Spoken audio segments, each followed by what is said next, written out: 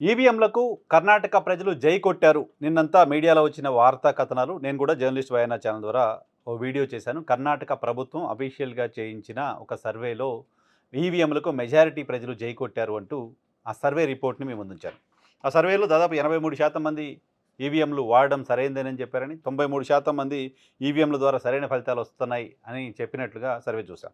So, ఈ survey report, సర్వేకి సంబంధించిన వార్తలు బయటకొచ్చిన తర్వాత కర్ణాటక ప్రభుత్వం ఈ అంశంపైన స్పందించింది. కర్ణాటక ప్రభుత్వానికి సంబంధించిన స్పందన చూసిన తరువాత ఎలక్షన్ కమిషను ఎన్నికల ఫలితాలను మాత్రమే కాదు, ఎన్నికల ఫలితాలకు సంబంధించి ఈవీఎంలకు సంబంధించి చేస్తున్న సర్వేలను కూడా ట్యాంపర్ చేస్తుందా అనే అనుమానం కలుగుతోంది. ఎన్నికల కమిషన్‌తో కలిసి కొన్ని స్వచ్ఛంద సంస్థలు ఎన్నికల సంస్కరణలో భాగంగా పనిచేస్తూ ఉంటాయి. అటువంటి సంస్కరణలో భాగంగా పనిచేస్తున్న ఒక ఎన్‌జీఓ 2025 మేలో చేసిన సర్వేగా ఇది కర్ణాటక ముఖ్యమంత్రి సిద్ధరామయ్య చెప్తున్నారు. ఆయన నిన్న ఒక సుదీర్ఘ ట్వీట్ చేశారు ఈ అంశానికి సంబంధించి సిద్ధరామయ్య. సిద్ధరామయ్య చెప్తున్న దాని ప్రకారం ఈ సర్వే పొలిటికల్ మోటివేటెడ్ సర్వే కాదు, పొలిటికల్ లైన్‌లో అడిగిన సర్వే కాదు. ప్రజలకు ఈవీఎంల పైనున్న అవగాహన, లేకపోతే ప్రజల్లో అవగాహన పెంచటం కోసం, ప్రజలలో అవగాహన ఏ మేరకు ఉందో తెలుసుకోవడం కోసం చేసిన సర్వే. ఈవీఎంలకు సంబంధించిన ఇంటిగ్రిటీని ప్రశ్నిస్తూ చేసిన సర్వే కాదు అనే విషయాన్ని చెప్తున్నారు. రాహుల్ గాంధీ ఈ ఏడాది 2025 ఆగస్టులో ఎలక్షన్ కమిషన్ ఏ రకంగా ఎన్నికలను ట్యాంపర్ చేస్తోంది, ఏ రకంగా కర్ణాటకలో ఓట్లు తొలగించారు అనే అంశానికి సంబంధించిన వివరాలను చెప్తే 2025 మేలో ఈ సర్వే చేశారు. సో, ఈ సర్వే చేసిన వ్యక్తి భారతీయ జనతా పార్టీకి అత్యంత దగ్గరగా ఉండే వ్యక్తి. గ్రామ్ పేరుతో ఒక ఎన్‌జీఓ రన్ చేస్తున్నారు. Doctor R బాలసుబ్రమణ్యన్.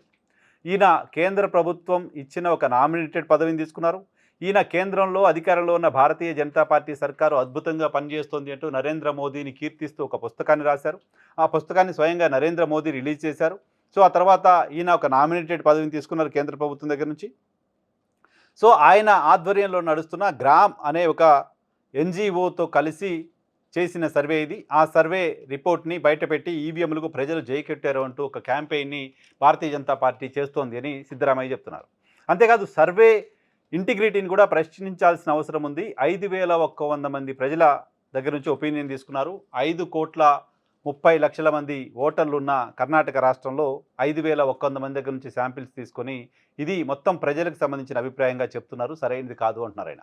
దాంతోపాటు రాహుల్ గాంధీ ఎన్నికల అక్రమాలని బయట పెట్టడానికంటే ముందుగా చేసిన సర్వేని అలా పెట్టి ఇప్పుడు దాన్ని ప్రచురించి ఇప్పుడు దాన్ని వెలుగులోకి తీసుకొచ్చి రాహుల్ గాంధీ చేస్తున్న వాదనని కర్ణాటకలోని కాంగ్రెస్ సర్కార్ ఉంది, కర్ణాటకలో కాంగ్రెస్ సర్కార్ ఉన్న నేపథ్యంలో అక్కడే ప్రజలే తిప్పికొడుతున్నారు అంటూ